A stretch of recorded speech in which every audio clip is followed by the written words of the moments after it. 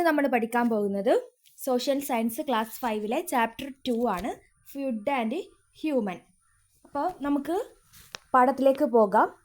നമുക്ക് എല്ലാവർക്കും അറിയാം, നമുക്ക് ദിവസവും ജീവിക്കാൻ ഭക്ഷണം വേണം. ഭക്ഷണം കഴിക്കാതെ നമുക്ക് ജീവിക്കാൻ കഴിയുമോ? ഇല്ല. എന്നാൽ നമ്മൾ കഴിക്കുന്ന ഭക്ഷണം എവിടെ നിന്നാണ് ലഭിക്കുന്നത്?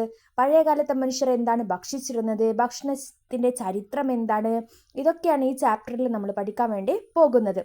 അതോടൊപ്പം വിവിധ ഭക്ഷണ വിഭവങ്ങൾ, ഭക്ഷണം എങ്ങനെ ലഭിക്കുന്നു, കൃഷിയുടെ പ്രാധാന്യം, മനുഷ്യന്റെ ജീവിതവുമായി ഭക്ഷണത്തിനുള്ള ബന്ധം എന്നിവയും നമ്മൾ ഈ പാഠഭാഗത്തിൽ പഠിക്കുന്നതാണ്. ഇവിടെ നോക്കൂ, നിങ്ങൾക്ക് ഇവിടെ ഒരു ഡയറി കാണാം. ഒക്ടോബർ 16 ഒരു സ്റ്റുഡൻറ്റ് നെയിം സിബി എന്ന് പറയുന്ന സ്റ്റുഡൻറ്റ് എഴുതിയ ഡയറിയാണ്. Today there was a food fest in our school in connection with world food day. ഇന്ന് ലോക ഭക്ഷ്യദിനത്തോടനുബന്ധിച്ചിട്ട് ഞങ്ങളുടെ സ്കൂളിൽ ഒരു ഭക്ഷ്യമേള ഫെസ്റ്റ് ഉണ്ടായിരുന്നു, അതായത് ഫുഡ് ഫെസ്റ്റ് ഉണ്ടായിരുന്നു. ഹൗ ഇൻട്രസ്റ്റിംഗ് ഇറ്റ് വാസ്, അത് എത്ര രസകരമായിരുന്നു.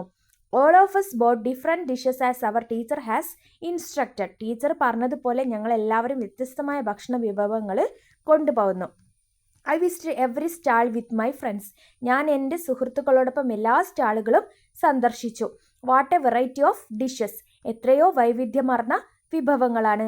Variety of dishes made from tapioca, jackfruit, millets, tubers and fruits were there.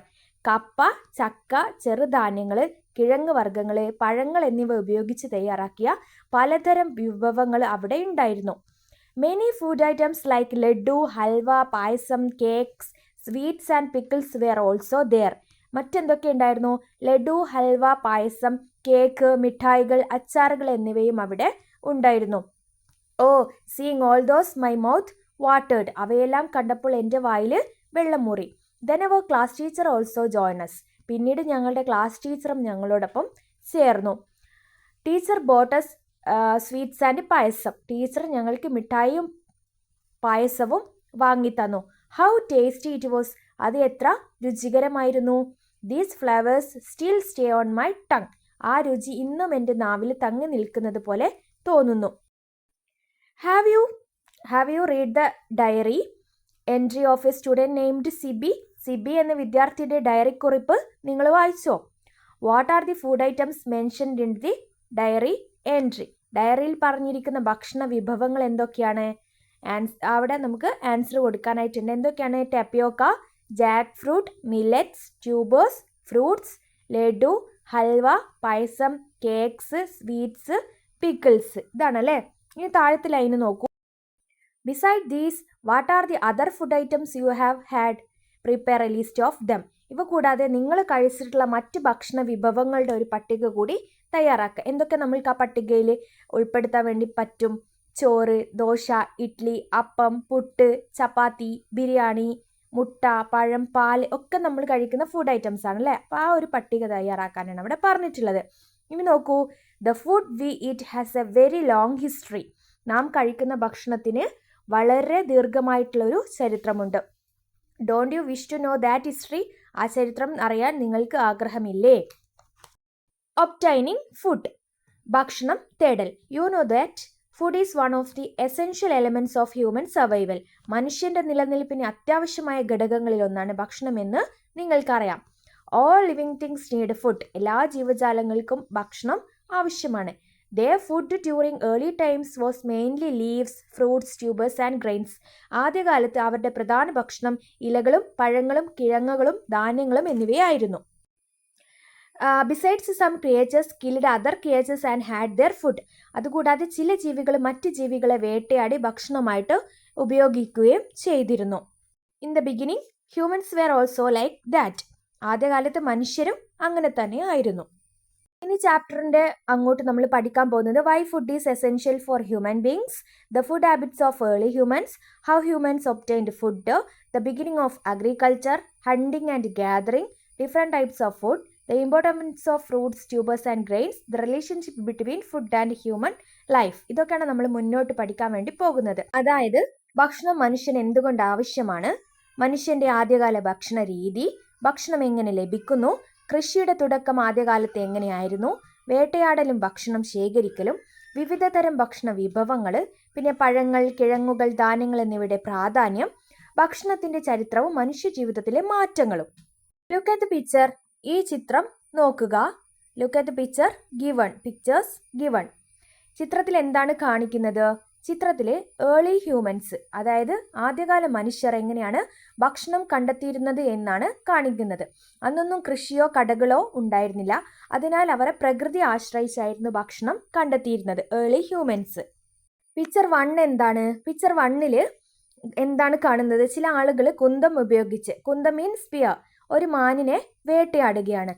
ആദ്യകാലിക മനുഷ്യർ മൃഗങ്ങളെ വേട്ടയാടി ഭക്ഷണമായിട്ട് ഉപയോഗിച്ചിരുന്നു. അതെങ്ങനെയാണ്? കുന്തം, കല്ല്, വടി തുടങ്ങിയ ലളിതമായ ആയുധങ്ങളാണ് അവർ ഉപയോഗിച്ചിരുന്നത്. ഇനി പിക്ചർ 2 നോക്കുക. ഒരു മനുഷ്യൻ മരത്തിൽ നിന്ന് പഴങ്ങൾ ശേഖരിക്കുകയാണ്. ശേഖരിച്ച് കൊണ്ടുവരുന്നുണ്ട്. പിന്നെ ആ വേട്ടയാടിയ മാനിനെ അവരുടെ വാസസ്ഥലത്തേക്ക് കൊണ്ടുപോകുകയും ചെയ്യുന്നതാണ്. കാട്ടിൽ നിന്ന് അവർ പഴങ്ങളും ഇലകളും കിഴങ്ങുകളും ഒക്കെ ശേഖരിച്ചിരുന്നു. ഇതിനാണ് ഗ്യാതറിങ്, അതായത് ശേഖരണം എന്ന് പറയുന്നത്. ഇനി ചിത്രം 3 എന്താണ് കാണുന്നത്? ഒരു മനുഷ്യന് നദിയിൽ നിന്ന് മീൻ പിടിക്കുന്നതാണ്. ആദ്യകാല മനുഷ്യർക്ക് മത്സ്യബന്ധനവും ഉണ്ടായിരുന്നു. മീൻ അവരുടെ പ്രധാന ഭക്ഷണങ്ങളിൽ ഒന്നും ആയിരുന്നു. ഇനി 4ാമത്തെ ചിത്രത്തിൽ നോക്കൂ. ഗുഹയിൽ താമസിക്കുന്ന മനുഷ്യരും വേട്ടയ്ക്ക് പോകുന്ന ആളുകളും. കുറച്ച് പേര് വേട്ടയ്ക്ക് പോകാൻ ഇറങ്ങിയിട്ടുണ്ട്. ഗുഹയിൽ കുറച്ച് മനുഷ്യർ താമസിക്കുന്നുണ്ട്. അപ്പോൾ ഇതിൽ നിന്ന് എന്ത് മനസ്സിലാക്കാം? അവർ ആദ്യകാല മനുഷ്യർ ഗുഹകളിൽ താമസിച്ചിരുന്നു. വേട്ടയാടിയും ഭക്ഷണം ശേഖരിച്ചുമാണ് അവർ ജീവിച്ചിരുന്നത്. അപ്പോൾ ഈ ഒരു picture, the picture given below അല്ലെങ്കിൽ given above indicate the different methods of obtaining food by the early humans. മുകളിലെ ചിത്രങ്ങളിൽ ആദ്യകാല മനുഷ്യർ ഭക്ഷണം നേടിയിരുന്ന വിവിധ മാർഗങ്ങളാണ് നമുക്ക് കാണിച്ച് തരുന്നത്. What details do you understand from these pictures about the obtaining of food of early humans? ആദ്യകാല മനുഷ്യർ ഭക്ഷണം നേടിയിരുന്നതിനെ കുറിച്ച് ഈ ചിത്രങ്ങളിൽ നിന്ന് നിങ്ങൾക്ക് എന്തെല്ലാമാണ് മനസ്സിലാകുന്നത്? എങ്ങനെയായിരുന്നു അവരുടെ ഏർലി ഹ്യൂമൻസ് പിന്നെ ഭക്ഷണം നേടിയിരുന്നത് എന്നത് ആണ് അവിടെ ചോദിക്കുന്നത്. ഗ്യാതറിങ്ങും പിന്നെ ഹണ്ടിങ്ങും ഫിഷിങ്ങും ഉണ്ട് നമ്മൾ പറഞ്ഞല്ലേ. അപ്പോൾ അവിടെ എന്തൊക്കെയാണ് പോയിന്റ്സ് കൊടുക്കാൻ പറ്റുക? 100 ആനിമൽസ് ഫോർ ഫുഡ്, ഭക്ഷണത്തിനായിട്ട് മൃഗങ്ങളെ വേട്ടയാടിയിരുന്നു. 100 birds and other small animals, പക്ഷികളെയും മറ്റ് ചെറിയ ജീവികളെയും വേട്ടയാടിയിരുന്നു. എൻഗേജ്ഡ് ഇൻ ഫിഷിംഗ്, മത്സ്യബന്ധനത്തിൽ ഏർപ്പെട്ടിരുന്നു. ഗേതേർഡ് ഫുഡ് ഫ്രം പ്ലാന്റ്സ്, സസ്യങ്ങളിൽ നിന്ന് ഭക്ഷണം ശേഖരിച്ചിരുന്നു. Used stones and sticks as weapons, കല്ലുകളും വടികളും ആയുധങ്ങളായിട്ട് ഉപയോഗിക്കുകയും ചെയ്തിരുന്നു. അപ്പോൾ അവിടെയാണ് ഒരു പ്രധാനപ്പെട്ട നമ്മുടെ ഈ ചാപ്റ്ററിലെ ഫസ്റ്റ് ക്വസ്റ്റ്യൻ വരുന്നത്. What details do you understand from these pictures about the obtaining of food of early humans? അപ്പോൾ ഇത് പ്രധാനപ്പെട്ട ഒരു ക്വസ്റ്റ്യൻ ആണ്. ഇതിൻ്റെ ഈ ഒരു പോയിന്റ്സ് വെച്ചിട്ട് നിങ്ങൾ പഠിക്കുക. അപ്പോൾ ഒന്നാമത്തെ ചോദ്യം ഇതാണ് നിങ്ങൾ പഠിക്കാനായിട്ടുള്ള ഇതിലെ important question. Next second question ഇവിടെ തന്നിട്ടുണ്ട്. What might B food items they had obtained through hunting and gathering? എന്താണ് ചോദ്യം? ആദ്യകാല മനുഷ്യർ എന്തൊക്കെ ഈ ഹണ്ടിങ്ങിലൂടെയും ഗ്യാതറിങ്ങിലൂടെയും കൂടെ എന്തൊക്കെ ഫുഡ് ഐറ്റംസ് ആണ് അവർ നേടിയിട്ടുണ്ടാവുക? ഒന്നാമത്തേത് ഫ്രൂട്ട്സ് ആൻഡ് വെജിറ്റബിൾസ് അല്ലേ, പഴങ്ങളും പച്ചക്കറികളും. പിന്നെയോ റൂട്ട്സ് ആൻഡ് ട്യൂബേഴ്സ്, വേരുകളും കിഴങ്ങ് വർഗ്ഗങ്ങളും. ഫിഷസ്, മത്സ്യങ്ങൾ. പിന്നെ ലീവ്സ്, ഇലകൾ. ആനിമൽ ഫ്ലഷ്, മൃഗങ്ങളുടെ മാംസം. എഗ്ഗ്, മുട്ടകൾ. ഹണി, തേന്. നട്ട്സ്, അണ്ടിപ്പരിപ്പ്, വാൾനട്ട്, അങ്ങനത്തതൊക്കെ ഉണ്ടാവില്ലേ നട്ട്സുകൾ, അത്. ഇവിടെ 2 പ്രധാനപ്പെട്ട ക്വസ്റ്റ്യൻസ് ആണ് വരുന്നത്. What might be the food items they had obtained through hunting and gathering? വേട്ടയാടലിലൂടെയും ശേഖരണത്തിലൂടെയും അവർ നേടിയിരുന്ന ഭക്ഷണ സാധനങ്ങൾ എന്തൊക്കെയായിരിക്കാം? Second question, what details do you understand from those pictures about the obtaining of food early humans? എന്തൊക്കെ തരത്തിൽ എന്തൊക്കെ രീതിയിലാണ് അവർക്ക് ഭക്ഷണം ലഭിച്ചിരുന്നത്, അവർ ഭക്ഷണം നേടിയിരുന്നത് അല്ലേ? അതിൻ്റെ ചെറിയൊരു പട്ടിക ഞാനിവിടെ കൊടുക്കാം. Obtaining food of early humans എങ്ങനെയാണ്? ഹണ്ടിങ്ങും ഗ്യാതറിങ്ങും ഫിഷിങ്ങും ആണ് അല്ലേ. ഹണ്ടിങ്ങിൽ ഹണ്ട് വൈൽഡ് ആനിമൽസ്, കാട്ടുമൃഗങ്ങളെ വേട്ടയാടുന്നു. യൂസ് സ്റ്റോൺ ടൂൾസ്, കല്ലായുധങ്ങളാണ് ഉപയോഗിച്ചിരുന്നത്. ഗ്യാതറിങ് ആണെങ്കിൽ ഗ്യാതറിങ് ശേഖരിക്കുക, കാട്ടിൽ പോയിട്ട് എന്തൊക്കെയാണ് ശേഖരിക്കുക? Fruits, roots, nuts, edible plants, കഴിക്കാൻ പറ്റുന്ന ഇലകൾ. ഫിഷിങ്ങിലൂടെ കൂടിയോ? ക്യാച്ച് ഫിഷ് ഫ്രം റിവേഴ്സ്, പുഴകളിൽ നിന്ന് മീൻ പിടിക്കുന്നു എന്നിട്ട് അതിനെ കഴിക്കുന്നു. അപ്പോൾ ഹണ്ടിങ്ങിലൂടെയും ഗ്യാതറിങ്ങിലൂടെയും ഫിഷിങ്ങിലൂടെയാണ് അവർ ഭക്ഷണം കണ്ടെത്തിയിരുന്നത്. മനസ്സിലായല്ലോ? ആ ഒരു ഹണ്ടിങ്ങും ഗ്യാതറിങ്ങും വഴി ഒബ്റ്റെയിൻ ചെയ്ത ഫുഡ്സ് ആണ് ഇവിടെ കൊടുത്തിട്ടുള്ളത്.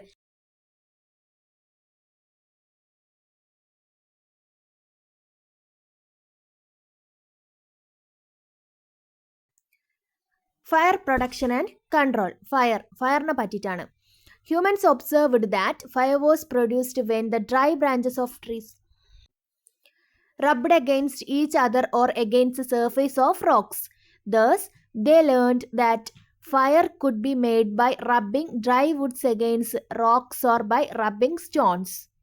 മരങ്ങളുടെ ഉണങ്ങിയ ശാഖകൾ പരസ്പരം ഉരസുമ്പോഴോ പാറകളുടെ ഉപരിതലത്തിൽ ഉരയുമ്പോഴോ തീ ഉണ്ടാകുന്നതായി മനുഷ്യൻ നിരീക്ഷിച്ചു. അങ്ങനെ ഉണങ്ങിയ മരക്കഷ്ണങ്ങൾ പാറകളിൽ ഉരച്ചോ കല്ലുകൾ പരസ്പരം ഉരച്ചോ തീയുണ്ടാക്കാൻ കഴിയുമെന്നും അവർ മനസ്സിലാക്കി. In earlier times, they ate food raw, as they did not know that use of fire. മുൻകാലങ്ങളിൽ മനുഷ്യർ തീയുടെ ഉപയോഗം അറിയാത്തതിനാൽ ഭക്ഷണം പച്ചയായിട്ടാണ് കഴിച്ചിരുന്നത്. But when they learned to use the fire in a controlled manner, they started to cook and eat. എന്നാൽ തീ നിയന്ത്രിതമായി ഉപയോഗിക്കാൻ പഠിച്ചപ്പോൾ അവർ ഭക്ഷണം പാകം ചെയ്ത് കഴിക്കാനും തുടങ്ങി. Use of fire for cooking is an important landmark in the history of human food pattern. ഭക്ഷണം പാചകം ചെയ്യാൻ തീ ഉപയോഗിച്ചത് മനുഷ്യരുടെ ഭക്ഷണ ചരിത്രത്തിലെ ഒരു പ്രധാന നാഴികക്കല്ലാണ്. ഇത് important landmark in the history of human food pattern എന്താണെന്ന് ചോദിച്ചാൽ use of fire four cooking എന്ന് പറയണം. The first cooked food they ate was probably the meat of dead animals in wildfire. അവർ ആദ്യം പാചകം ചെയ്ത ഭക്ഷണമായി കഴിച്ചത് കാട്ടുതീയിൽ ചത്ത മൃഗങ്ങളുടെ മാംസമാകാം. After learning how to make and control fire they began to cook meat and fish. പിന്നീട് അവർ തീ ഉണ്ടാക്കാനും നിയന്ത്രിക്കാനും ഒക്കെ പഠിച്ച ശേഷം മാംസവും മീനും ഒക്കെ പാകം ചെയ്യാൻ തുടങ്ങി. Gradually they began to roast and eat roots and tubers.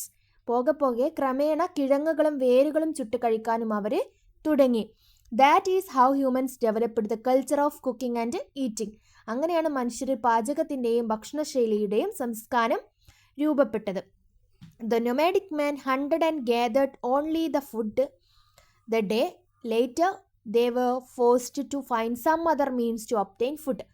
ആദിമകാലത്ത് നാടോടി മനുഷ്യർ വേട്ടയാടിയിട്ടും ഭക്ഷ്യവസ്തുക്കൾ ശേഖരിച്ചു മാത്രമാണ് ഭക്ഷണം കണ്ടെത്തിയിരുന്നത്.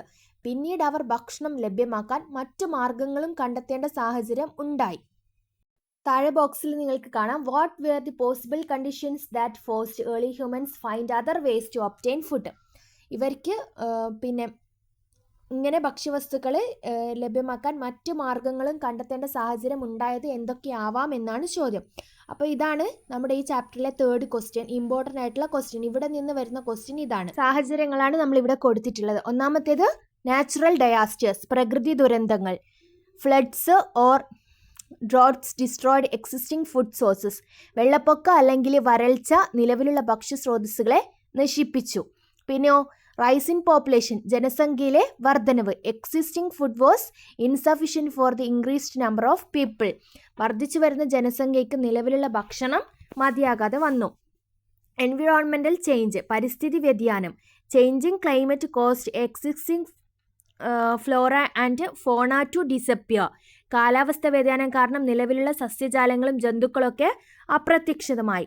പിന്നെയോ വൈൽഡ് ഫയർ, കാട്ടുതീ. Large forest fires destroyed vast food gathering areas. വലിയ കാട്ടുതീ വലിയൊരു ഭക്ഷണ ശേഖര പ്രദേശത്തെ തന്നെ നശിപ്പിച്ചു.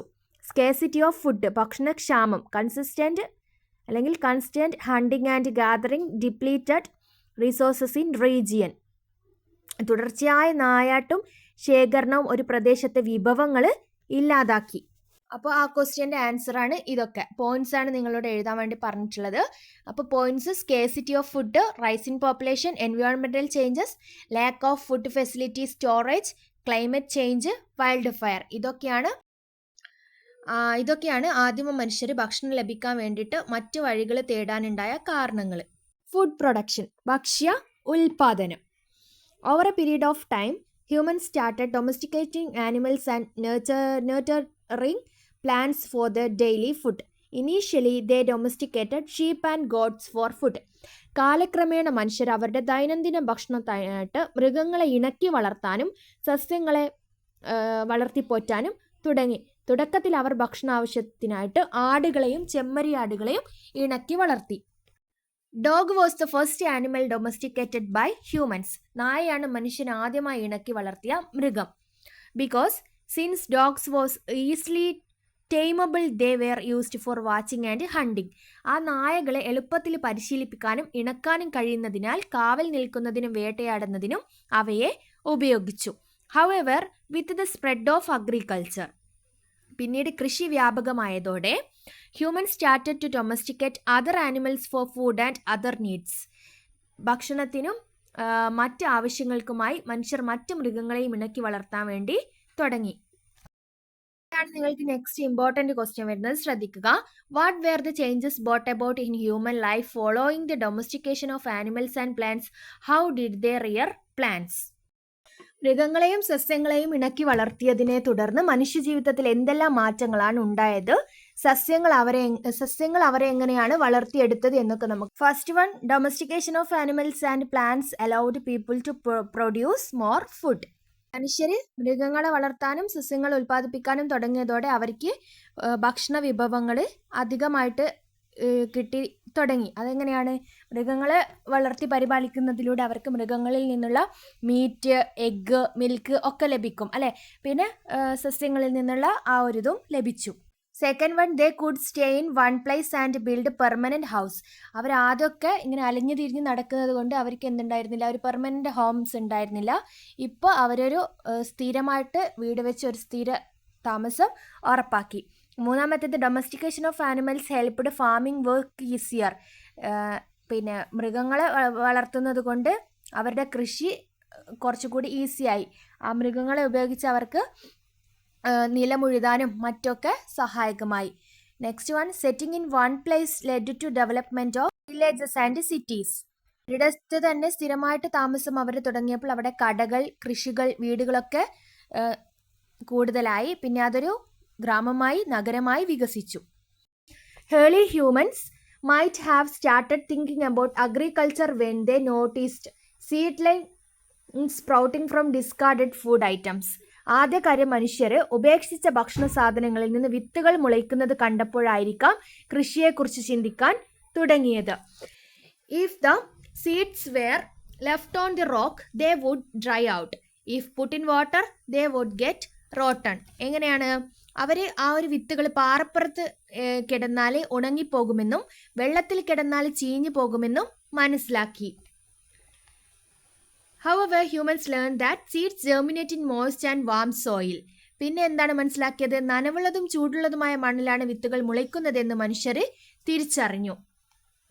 Saplings were selected. The cultivation of crops started. Then the edible plants, roots and saplings were selected, planting and cultivated. അങ്ങനെ കൃഷി ആരംഭിച്ചു. തുടർന്ന് ഭക്ഷ്യയോഗ്യമായ സസ്യങ്ങൾ, വേരുകൾ, തൈകൾ എന്നിവ തിരഞ്ഞെടുത്ത് നട്ടു വളർത്താൻ തുടങ്ങി. In the early days, wheat, barley, little millets and tubers were cultivated. Humans started agriculture mainly on river banks where the essential water and fertility soil were available. അവർ ആദ്യമൊക്കെ പിന്നെ കൃഷി ചെയ്തിരുന്നത് ഗോതമ്പ്, ചാമ, കിഴങ്ങ് വർഗ്ഗങ്ങൾ എന്നിവയ്ക്കായിരുന്നു. പിന്നെ നദീതീരങ്ങളിലേക്ക് മാറി. അതെന്താണ്? ആവശ്യമായ വെള്ളവും ഫലപുഷ്ടമായ മണ്ണും ലഭിക്കുന്നത് കൊണ്ട് അവർ നദീതീരത്തേക്ക് മാറുകയും ചെയ്തു. Following this, people who wandered in search of food began to settle near the farms. ഇങ്ങനെ തുടർന്ന് ഭക്ഷണം തേടി അലഞ്ഞു നടന്നിരുന്ന ആളുകളൊക്കെ കൃഷിസ്ഥലങ്ങൾക്ക് സമീപം സ്ഥിര താമസമാക്കാനും തുടങ്ങി. ഇവിടെ ഇമ്പോർട്ടൻ്റ് ആയിട്ടുള്ള നെക്സ്റ്റ് ക്വസ്റ്റ്യൻ ഇവിടെയാണ് വരുന്നത്. What advantages might they have had by setting near the agricultural sites? Early humans കൃഷിസ്ഥലങ്ങൾക്ക് സമീപം താമസിച്ചതിലൂടെ അവർക്ക് ലഭിച്ച ഗുണങ്ങൾ എന്തൊക്കെയായിരുന്നു?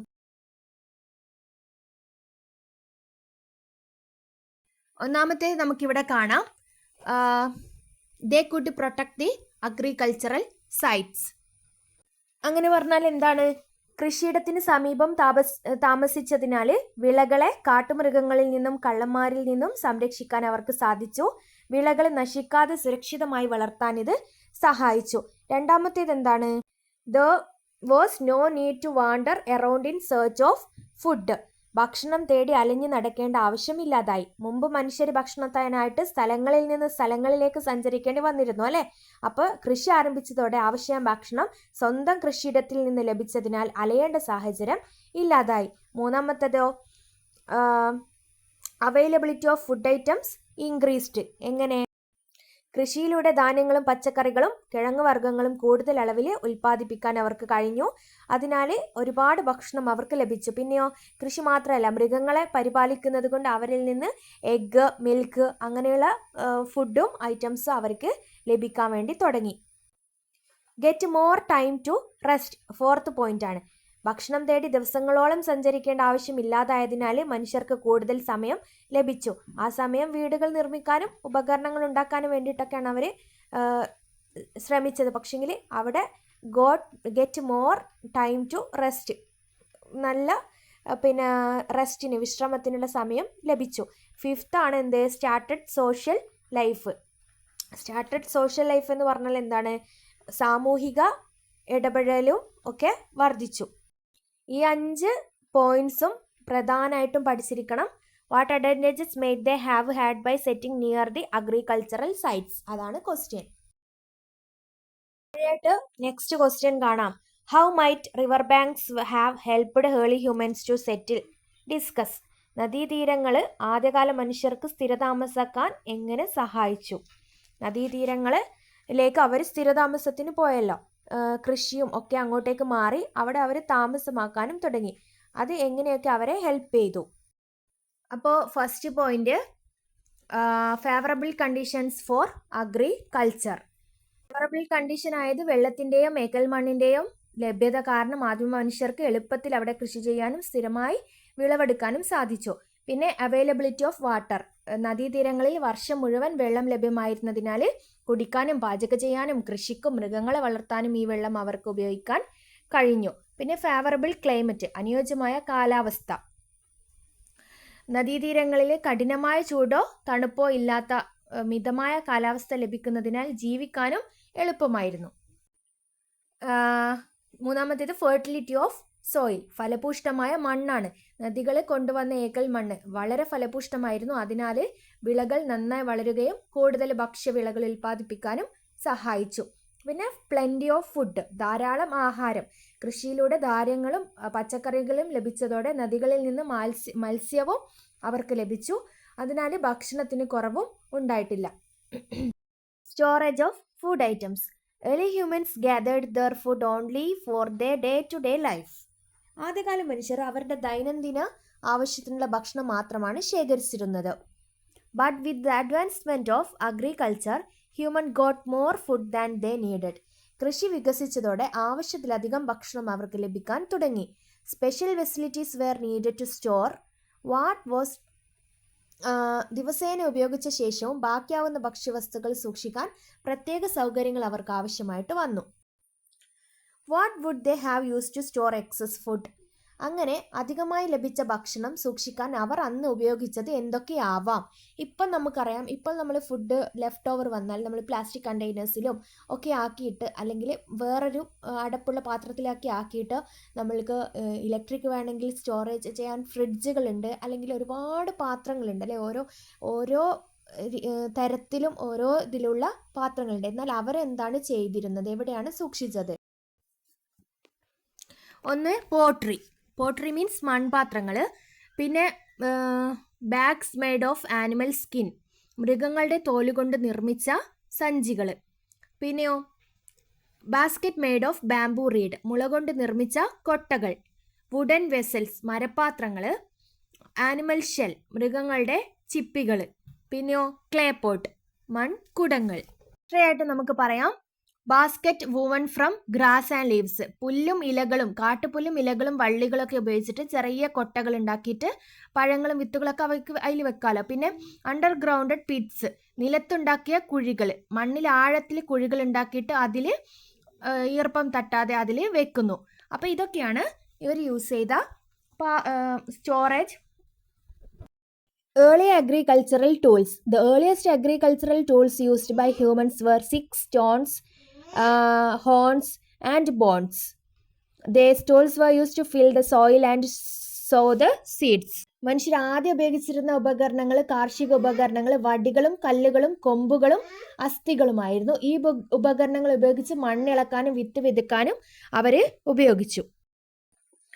As we know, mud dissolves in water, but humans understood that if soil is naked and collected, indicated and boiled in earlier days, pottery was made by kneading clay with the hand. ചെളി കൊണ്ട് നിർമ്മിച്ച ഇഷ്ടിക വെള്ളത്തിൽ ലയിക്കുമെന്ന് നമുക്ക് അറിയാം. And മണ്ണ് നന്നായി കുഴച്ച് രൂപം നൽകി ചുട്ടെടുത്താൽ അത് ഉറപ്പുള്ളതാകുമെന്ന് മനുഷ്യർ മനസ്സിലാക്കി. ആദ്യകാലത്ത് കൈകൊണ്ട് മണ്ണ് കുഴച്ച് മൺപാത്രങ്ങൾ നിർമ്മിക്കുമായിരുന്നു. As agriculture became widespread, earthenware of various shapes and sizes were needed to store grains. കൃഷി വ്യാപകമായതോടെ ധാന്യങ്ങൾ സൂക്ഷിക്കുന്നതിനായിട്ട് വിവിധ വലിപ്പത്തിലും ആകൃതിയിലുള്ള മൺപാത്രങ്ങൾ ആവശ്യമായിട്ട് വന്നു. They were also used for cooking food. അതൊക്കെ എന്തിനും ആവശ്യമായിരുന്നു? ഭക്ഷണം പാകം ചെയ്യുന്നതിനും ഉപയോഗിച്ചു. The discovery of the wheel to make pottery was a major turning point in human history. The discovery of wheel എന്താണ്? മൺപാത്രങ്ങൾ നിർമ്മിക്കാൻ ചക്രം കണ്ടുപിടിച്ചത് മനുഷ്യ ചരിത്രത്തിലെ ഒരു പ്രധാന വഴിത്തിരിവ് ആയിരുന്നു. This led to the spread of pottery. ഇത് മൺപാത്രങ്ങളുടെ ഉപയോഗവും നിർമ്മാണവും വ്യാപിക്കാനും തുടങ്ങി. There is evidence of granaries constructed in early times to store food grains. പിന്നെ എന്താണ്? ആദ്യകാലങ്ങളിൽ ധാന്യങ്ങൾ സൂക്ഷിക്കുന്നതിനായി ധാന്യപ്പുരകൾ നിർമ്മിച്ചിരിക്കുന്നതിന് തെളിവുകൾ ലഭ്യമാണ്. എന്താണ് ഗ്രാനറി?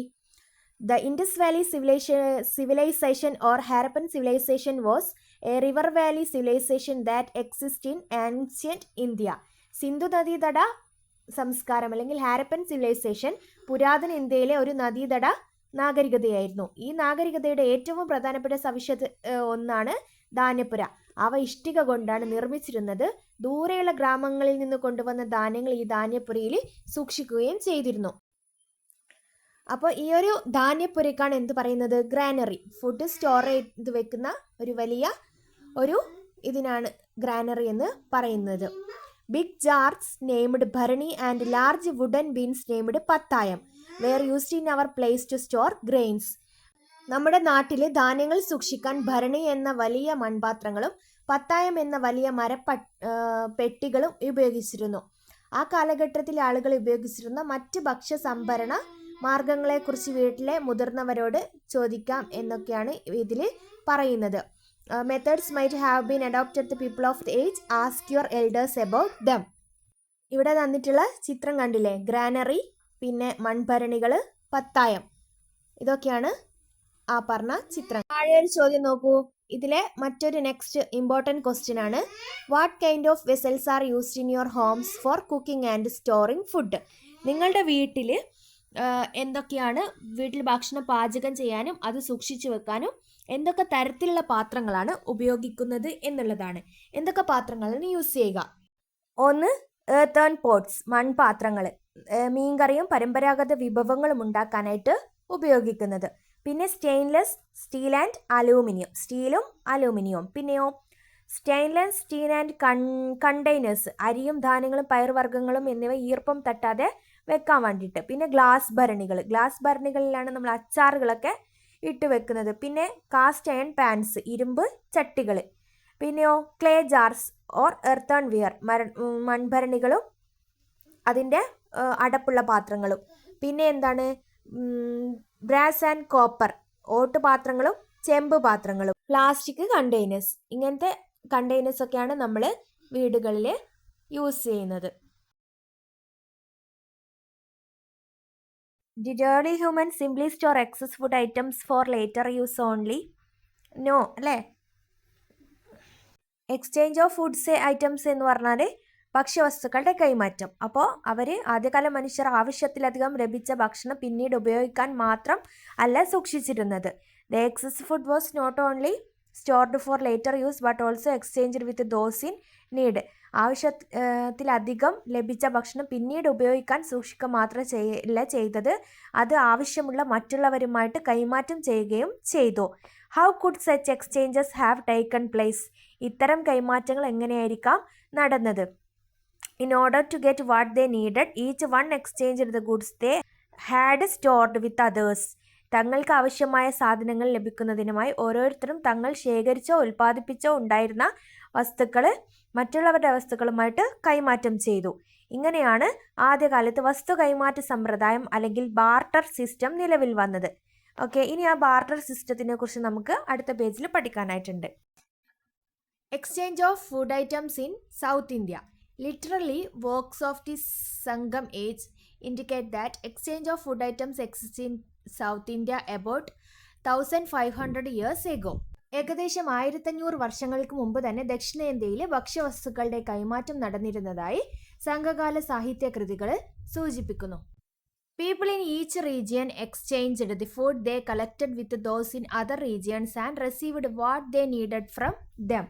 ഓരോ പ്രദേശത്തുമുള്ള ആളുകൾ തങ്ങൾ ശേഖരിച്ച ഭക്ഷ്യവസ്തുക്കൾ മറ്റ് ആളുകളുമായിട്ട് കൈമാറുകയും തങ്ങൾക്ക് ആവശ്യമായ വസ്തുക്കൾ അവരിൽ നിന്ന് സ്വീകരിക്കുകയും ചെയ്തു. Those who lived in coastal areas exchanged dry fish and salt with those in other areas. Instead, other food items are resourced from the forest were accepted from others. തീരപ്രദേശങ്ങളിൽ താമസിച്ചിരുന്നവർ ഉണക്കമീനും ഉപ്പും മറ്റ് പ്രദേശങ്ങളിലെ ആളുകളുമായിട്ട് കൈമാറി. പകരമായി വനപ്രദേശങ്ങളിൽ നിന്നുള്ള മറ്റ് ഭക്ഷ്യവസ്തുക്കളും വനവിഭവങ്ങളും അവർ സ്വീകരിക്കുകയും ചെയ്തു. അതായത് വനപ്രദേശങ്ങളിലുള്ളവർക്ക് തേനും മറ്റ് പഴങ്ങളൊക്കെ വിപുലമായിട്ട് ലഭിക്കും. അതുപോലെ തന്നെ തീരപ്രദേശങ്ങളിലുള്ളവർക്ക് ഉപ്പും മീനുകളൊക്കെ ലഭിക്കുന്നതുകൊണ്ട് അത് അവർ പരസ്പരം കൈമാറ്റം ചെയ്തു. The people lived in the plains exchanged their agricultural product with those living in other areas. വനപ്രദേശങ്ങളിലെ ആളുകൾ തങ്ങളുടെ വനവിഭവങ്ങൾ മറ്റ് പ്രദേശങ്ങളിലെ ആളുകളുടെ കൈമാറി. സമതല പ്രദേശങ്ങളിലെ ആളുകൾ തങ്ങൾ ഉൽപ്പാദിപ്പിച്ച കാർഷിക ഉൽപ്പന്നങ്ങൾ മറ്റ് പ്രദേശങ്ങളിലെ ആളുകളുമായിട്ടും കൈമാറി. അപ്പോൾ ഇതിൽ നിന്ന് നമുക്കൊരു കാര്യം വ്യക്തമാണ്.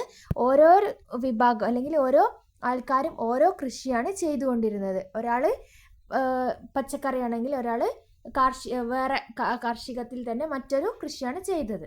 ഇനിയാണ് എന്താണ് ബാർട്ടർ സിസ്റ്റം അല്ലെങ്കിൽ വസ്തു കൈമാറ്റ സമ്പ്രദായം എന്താണ് എന്നാണ് ഇവിടെയുള്ളത്. System of exchange. Before the introduction the system of coinage there was a practice of exchanging goods with each other. This method of exchange is known as barter system. Before the introduction of the system of coinage, നാണയങ്ങൾ ഉപയോഗിക്കുന്ന സമ്പ്രദായം നിലവിൽ വരുന്നതിന് മുമ്പ് ആളുകൾ പരസ്പരം വസ്തുക്കൾ കൈമാറുന്ന രീതിയാണ് ഉണ്ടായിരുന്നത്. There was a practice of exchanging goods with each other. ഈ രീതിയാണ് വസ്തു കൈമാറ്റ സമ്പ്രദായം അല്ലെങ്കിൽ ബാർട്ടർ സിസ്റ്റം എന്ന് വിളിക്കുന്നത്. Such exchanges brought out many changes in society. ഇത്തരം കൈമാറ്റങ്ങൾ സമൂഹത്തിൽ നിരവധി മാറ്റങ്ങൾ ഉണ്ടാക്കി. Exchange of goods led to trade and eventually markets were formed. വസ്തുക്കളുടെ കൈമാറ്റം വ്യാപാരത്തിന് വഴിയൊരുക്കി. പിന്നീട് അത് ചന്തകളായിട്ട് രൂപപ്പെട്ടു. Markets were developed into trading centres. മാർക്കറ്റുകൾ എന്തായി മാറി? വ്യാപാര കേന്ദ്രങ്ങളായിട്ട് വികസിച്ചു. People went to trading centers to buy and sell goods and these gradually developed into urban centers. അങ്ങനെ ആളുകൾ സാധനങ്ങൾ വാങ്ങാനും വിൽക്കാനും ഈ വ്യാപാര കേന്ദ്രങ്ങളിലെത്തി. പിന്നീട് ഈ വ്യാപാര കേന്ദ്രങ്ങൾ ക്രമേണ നഗര കേന്ദ്രങ്ങളായിട്ട് വളർന്നു. In the early days, what materials and means would the people of Kerala have used to collect, transport food and exchange food? Discuss it. എന്താണ്? ആദ്യകാലത്ത് കേരളത്തിലെ ആളുകൾ ഭക്ഷ്യവസ്തുക്കൾ ശേഖരിക്കാനും കൊണ്ടുപോകാനും കൈമാറ്റം ചെയ്യാനും എന്തെല്ലാം ഉപകരണങ്ങളും മാർഗങ്ങളും ഉപയോഗിച്ചിരിക്കാം. എന്തൊക്കെ ഉപയോഗിച്ചിട്ടുണ്ടാവുക? മൺപാത്രങ്ങൾ, മുള കൊണ്ടുള്ള കൊട്ടകൾ, മൃഗത്തോലിൽ നിർമ്മിച്ച സഞ്ചികൾ, പിന്നെ തോണികൾ ഓർ വള്ളങ്ങൾ, കാളവണ്ടികൾ, തലച്ചുമടായും ചുമലിലേറ്റിയും കൊണ്ടുപോകുന്ന രീതി. അപ്പം കാളവണ്ടിയൊക്കെ അവർ കാളകളെ മൃഗങ്ങൾ ഇണക്കി വളർത്തുന്നത് കൊണ്ട് അവർ ആ രീതിയൊക്കെ സ്വീകരിച്ചിട്ടുണ്ടാവാം. ഈ ചിത്രത്തിൽ കാണുന്നതാണ് ബാർട്ടർ സിസ്റ്റം. അതായത് അവർ ഉൽപാദനം നടത്തുന്നു, പിന്നെ അത് പണമോ നാണയങ്ങളോ ഒന്നും ഉണ്ടായിരുന്നില്ല. അതുകൊണ്ട് തന്നെ സാധനത്തിന് പകരം സാധനങ്ങൾ പരസ്പരം കൈമാറുന്നു. അത് അവർക്ക് രണ്ടുപേരും സമ്മതിക്കാതെ പിന്നെ ആവശ്യങ്ങൾ നിറവേറ്റുന്നു. Complete the flow chart which indicate the information of urban centres. ഇത് എക്സ്ചേഞ്ച് ഓഫ് ഗുഡ്സ് എങ്ങനെയൊക്കെയാണ് അർബൻ സെൻറ്റേഴ്സ് രൂപീകൃതമാവാൻ കാരണമായത്. First one exchange of goods, പിന്നെ trade, market, trading centres, urban centres. ഇത് നമുക്ക് വിശദമായിട്ടൊന്ന് നോക്കാം.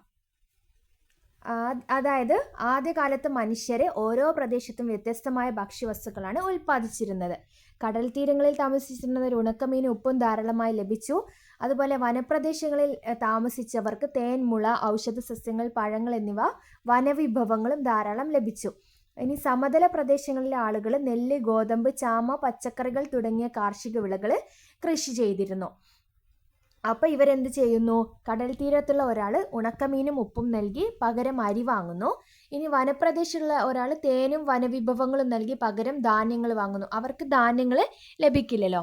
പിന്നെയോ കർഷകൻ നെല്ലും പച്ചക്കറികളും നൽകി പകരം ഉപ്പോ മീനോ വാങ്ങുന്നു. അങ്ങനെ അങ്ങോട്ടും ഇങ്ങോട്ടും എന്തുണ്ടാക്കി? വസ്തു കൈമാറ്റ സമ്പ്രദായം ഉണ്ടാക്കി. അതാണ് അവിടെ ഫസ്റ്റായിട്ട് പറയുന്ന എക്സ്ചേഞ്ച് ഓഫ് ഗുഡ്സ്. ഇങ്ങനെ വസ്തുക്കൾ കൈമാറുന്ന രീതി ക്രമേണ എന്തായി മാറി? വ്യാപാരമായിട്ട് മാറി, ട്രേഡായിട്ട് മാറി. ആളുകൾ തങ്ങൾ ഉൽപ്പാദിപ്പിച്ച സാധനങ്ങൾ കൂടുതൽ ആളുകൾക്ക് നൽകുകയും ആവശ്യമായ സാധനങ്ങൾ വാങ്ങുകയും ചെയ്തു. പിന്നെ അത് വ്യാപാരം വർദ്ധിച്ചത്, അതായത് ട്രേഡ് വർദ്ധിച്ചതോടുകൂടി ആളുകൾ ഒരു നിശ്ചിത സ്ഥലത്ത് ഒത്തുകൂടി സാധനങ്ങൾ വാങ്ങാനും വിൽക്കാനും തുടങ്ങി. അങ്ങനെ അവിടെ ഒരു മാർക്കറ്റ് അല്ലെങ്കിൽ ഒരു ചന്ത രൂപീകൃതമായി. പിന്നെ കാലക്രമേണ ചന്തകൾ വളർന്ന് വലിയ വ്യാപാര കേന്ദ്രങ്ങളായിട്ട് അത് മാറി. ദൂരങ്ങളിൽ നിന്നുള്ള ആളുകൾ അവിടെ എത്തി വ്യാപാരം നടത്താൻ തുടങ്ങി. അങ്ങനെയായിട്ട് ട്രേഡിംഗ് സെന്റേഴ്സ് രൂപപ്പെട്ടു. ഇനി വ്യാപാര കേന്ദ്രങ്ങൾക്ക് സമീപമായിട്ട് ആളുകൾ വീടുകൾ പണിത് താമസിക്കാൻ വേണ്ടി തുടങ്ങി. കടകൾ, റോഡുകൾ, മറ്റ് സൗകര്യങ്ങൾ എന്നിവയും വികസിച്ചു. അങ്ങനെ ആ പ്രദേശങ്ങൾ പിന്നീട് നഗരകേന്ദ്രങ്ങളായിട്ട് മാറി, അർബൻ സെന്റേഴ്സ് ആയിട്ട് മാറി. അതായത് ആദ്യം എക്സ്ചേഞ്ച് ഓഫ് ഗുഡ്സ്, പിന്നെ ട്രേഡ്, പിന്നെ മാർക്കറ്റ്, പിന്നെ ട്രേഡിംഗ് സെന്റേഴ്സ്, പിന്നെ അർബൻ സെന്റേഴ്സ്. അപ്പോൾ ഇതിൻ്റെ ബാക്കി പാർട്ട് 2 ആയിട്ട് ഞാൻ അപ്ലോഡ് ചെയ്യാം. ഇതിൽ ഇമ്പോർട്ടൻ്റ് ആയിട്ട് നമ്മളിപ്പോൾ പഠിച്ചിട്ടുള്ളതും പഠിക്കാനുള്ളതും ഒന്ന്, obtaining food of early humans, ആദിമ മനുഷ്യരുടെ ഭക്ഷണ കണ്ടെത്തൽ രീതികൾ എങ്ങനെയായിരുന്നു. പിന്നെ food obtain through hunting and gathering, എന്തൊക്കെ ഫുഡ്സ് ആയിരുന്നു അവർ ഹണ്ടിങ്ങിലും ഗ്യാദറിങ്ങിലും അവർക്ക് കിട്ടിയത്. പിന്നെയുള്ള ക്വസ്റ്റ്യൻ ആയിരുന്നു ഇവർ പുതിയ ഭക്ഷണങ്ങൾ അന്വേഷിക്കാൻ കാരണമായ സാഹചര്യങ്ങൾ എന്തൊക്കെയായിരുന്നു എന്നുള്ളത്. അതിൻ്റെ പോയിന്റ്സ് നിങ്ങൾ പഠിച്ചിരിക്കണം. അടുത്തതായിട്ട് വരുന്നത് പിന്നെ മൃഗങ്ങളെയും സസ്യങ്ങളെയും മെരുക്കലാണ്, domestication of animals and plants ആയിരുന്നു. അതിൽ ക്വസ്റ്റ്യൻ വന്നത് കൃഷിസ്ഥലങ്ങൾക്ക് സ്ഥിരതാമസമാക്കിയത് കൊണ്ട് അവർക്ക് എന്തെല്ലാം നേട്ടങ്ങളാണ് ഉണ്ടായത് എന്നുള്ളതാണ്. പിന്നെ അടുത്തത് ആ ഒരു താമസം നദീതീരത്തായപ്പോൾ അവർക്ക് അതെങ്ങനെയാണ് സഹായകമായത്. പിന്നെ മൺപാത്രങ്ങൾ കണ്ടുപിടിക്കുന്നതിന് മുമ്പ് ഭക്ഷണം എവിടെയൊക്കെയാണ് സൂക്ഷിച്ചത് എന്നുള്ളതാണ്. പിന്നെ നമ്മുടെ ഭരണി, പത്തായം, ഗ്രാനറി അതിൻ്റെയാണ്. പിന്നെ വരുന്നത് നിങ്ങളുടെ വീട്ടിൽ യൂസ് ചെയ്യുന്ന പാത്രങ്ങൾ ഏതൊക്കെയാണ് എന്നുള്ളത്. പിന്നെ ബാർട്ടർ സമ്പ്രദായം എന്താണ് എന്നുള്ളതാണ് പഠിക്കാനായിട്ടുള്ളത്. പിന്നെ എക്സ്ചേഞ്ച് ഓഫ് ഫുഡ്സ് മുതൽ അർബൻ സെൻറ്റേഴ്സ് രൂപപ്പെട്ടത് വരെയുള്ള കാര്യങ്ങൾ. പിന്നെ ഉള്ളത് ഫുഡ് എക്സ്ചേഞ്ച്. നിങ്ങൾക്ക് ഈ വീഡിയോ ഇഷ്ടമായിട്ടുണ്ടെങ്കിൽ പ്ലീസ് ഒന്ന് ലൈക്ക് ചെയ്യുക. നിങ്ങളുടെ വിലയേറിയ അഭിപ്രായങ്ങൾ ഒന്ന് കമൻറ്റ് ചെയ്യുക. പിന്നെ സബ്സ്ക്രൈബ് ചെയ്യാത്ത കൂട്ടുകാരുണ്ടെങ്കിൽ ഒന്ന് സബ്സ്ക്രൈബും കൂടി ചെയ്യുക. Thanks for watching.